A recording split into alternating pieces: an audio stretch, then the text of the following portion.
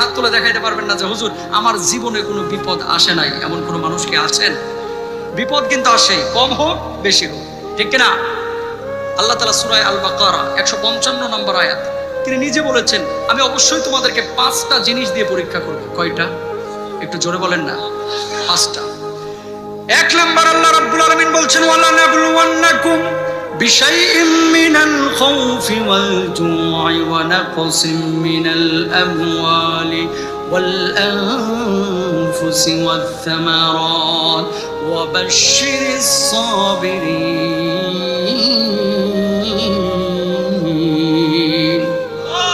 আল্লাহ রাব্বুল আলামিন বললেন, অবশ্যই অবশ্যই তোমাদেরকে পরীক্ষা করব এমন জিনিস দিয়ে যার মধ্যে থাকবে ভয়।